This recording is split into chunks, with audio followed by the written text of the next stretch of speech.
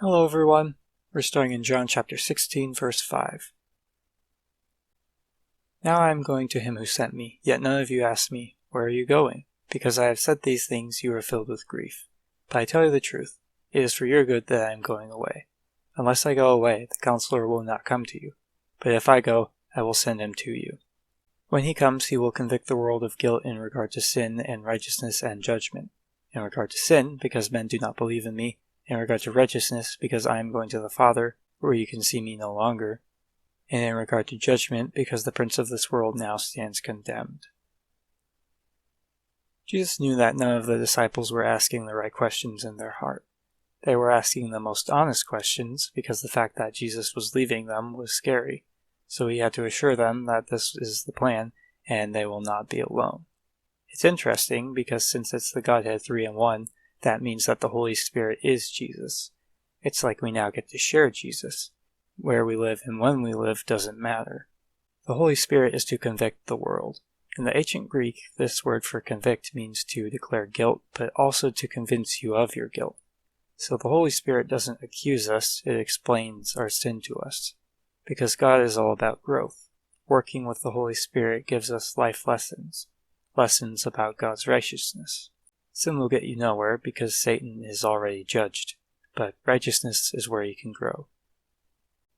I have much more to say to you, more than you can now bear. But when he, the Spirit of truth, comes, he will guide you into all truth. He will not speak on his own, he will speak only what he hears, and he will tell you what is yet to come. He will bring glory to me by taking from what is mine and making it known to you. All that belongs to the Father is mine. That is why I said the Spirit will take from what is mine and make it known to you. This says that you can't become a perfect Christian in a couple of years.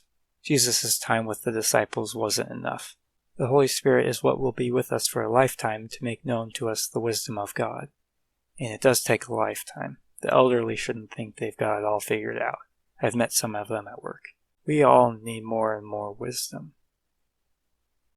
In a little while you will see me no more. And then after a little while you will see me. Some of his disciples said to one another, what does he mean by saying, in a little while you will see me no more, and then after a while you will see me? And because I am going to the Father? They kept asking, what does he mean by a little while? We don't understand what he is saying.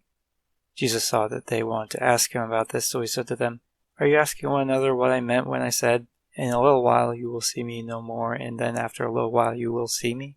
But tell you the truth. You will weep and mourn while the world rejoices. You will grieve, but your grief will turn to joy. A woman giving birth to a child has pain because her time has come. But when her baby is born, she forgets the anguish because of her joy that a child is born into the world. So with you, now is your time of grief, but I will see you again, and you will rejoice, and no one will take away your joy.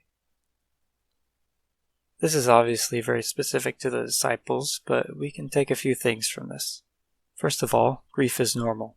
Pain is not a sin. But the good news is, joy can be just around the corner, even though you can't see it.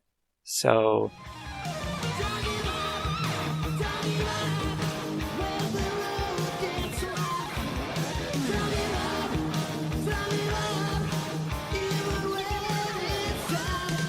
the joy that the Holy Spirit gives is stronger than our situations.